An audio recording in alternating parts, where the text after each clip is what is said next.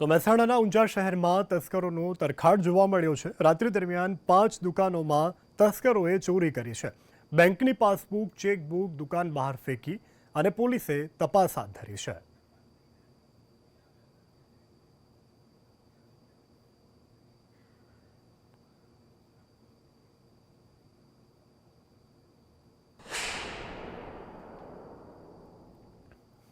અને આગળ વાત સમાચારમાં કચ્છના પાટનગર ભુજ શહેરના 176માં સ્થાપના દિવસની ઉજવણી કરવામાં આવી। વર્ષોથી ચાલતી પરંપરા મુજબ ભુજના સ્થાપના દિવસ નિમિત્તે પાલિકાના પ્રમુખ રશ્મિબેન સોલંકીના હસ્તે ખીલી પૂજન કરવામાં આવ્યું હતું।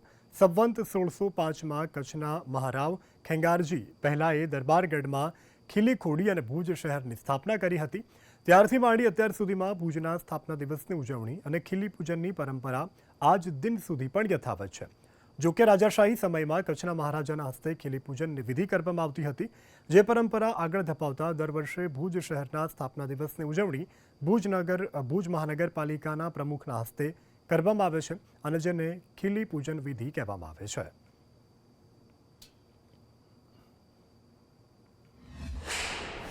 આજે ભુજ શહેરના 476માં સ્થાપના દિવસ નિમિત્તે મહારાવ શ્રી મયુરધ્વજસિંહ રાજવી પરિવારમાંથી અને ભુજ નગરપાલિકાના તમામ સ્ટાફ ભાઈઓ બહેનો સાથે મળીને આજે જે મને ખીલી પૂજનનો જે અવસર મળ્યો છે એ હું મારા અહોભાગ્ય કહું છું।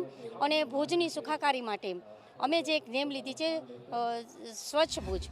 આપણો ઐતિહાસિક ભુજ શહેર એમાં આપણે દરબારગઢ પ્રાગમલ મધ્યે ખીલીનું પૂજન સૌપ્રથમ કર્યું। ભુજને સ્વચ્છ, સુંદર અને હરિયાળો ભુજ બનાવીએ।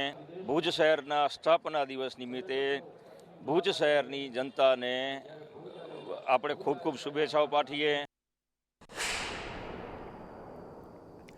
તો વડોદરામાં પ્રથમ વખત અંડર 17 બેડમિન્ટન સ્પર્ધાનું આયોજન કરવામાં આવ્યું। કેન્દ્ર અને ગુજરાત સરકારના સ્પોર્ટ્સ ઓથોરિટીના સહયોગથી બેડમિન્ટન સ્પર્ધાનો પ્રારંભ કરવામાં આવ્યો।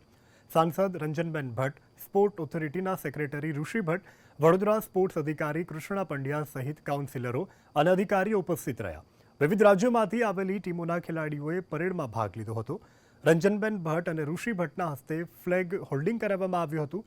બેડમિન્ટન સ્પર્ધામાં દેશના વિવિધ રાજ્યોમાંથી ટીમોના 339 ખેલાડીઓએ ભાગ લીધો।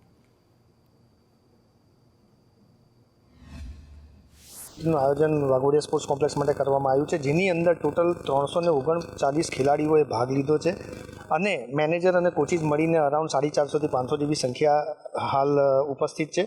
અને આની અંદર બે સ્ટેજની અંદર ટુર્નામેન્ટ કરવામાં આવશે। એક તો ટીમ ચેમ્પિયનશિપ રમાડવામાં આવશે, જે દરેક સ્ટેટ એકબીજાની સાથે રમશે, અને બીજી આવશે ઇન્ડિવિજ્યુઅલ મેચિસ રમાડવામાં આવશે અને એ આજે બપોરથી मैचेस स्टार्ट થઈ જશે। मैं वंशिका ठाकुर, मैं दिल्ली से आई हुई हूँ और यहाँ पे हम SDFI खेलने आए हैं।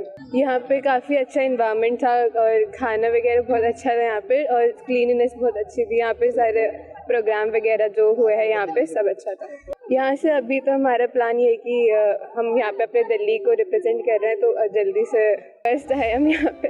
ગુજરાત સરકાર દ્વારા વડોદરા સંસ્કારી નગરીમાં અંડર 17 બેડમિન્ટન નેશનલ લેવલની ટુર્નામેન્ટ આજે અહીંયા શરૂ કરવામાં આવી છે।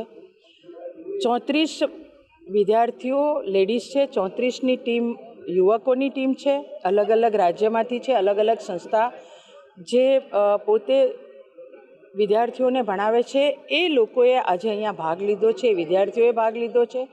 હું તમામ ખેલાડીઓને ખૂબ અભિનંદન આપું છું। તો વલસાડના ગોહિમા ગામમાં પાવર ગ્રીડનો વિવાદ વકર્યો છે। વીજ લાઇનના વિરોધમાં ખેડૂતોની બેઠક મળી હતી। પોલીસે 50થી વધુ ખેડૂતોની અટકાયત કરી હતી। અટકાયત કરી ખેડૂતોને પોલીસ હેડક્વાર્ટર લઈ જવાયા। વલસાડમાં 50થી વધુ ખેડૂતોની અટકાયત કરવામાં આવી।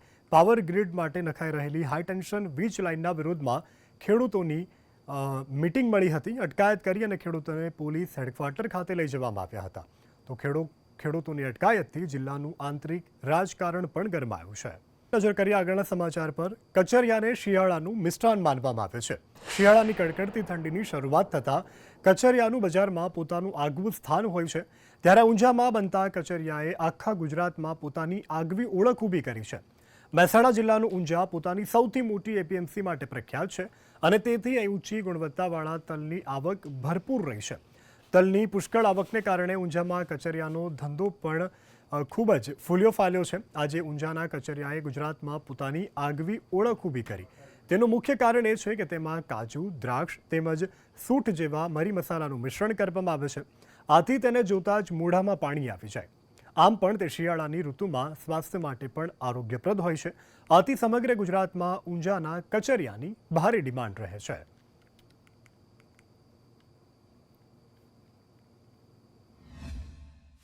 ઓલ ઓવર ગુજરાતમાં બધે કચરિયું મળે છે, પણ જ્યારે ઊંઝાની વાત આવે છે ત્યારે આનું કચરિયું બધી જગ્યાએ ફેમસ છે.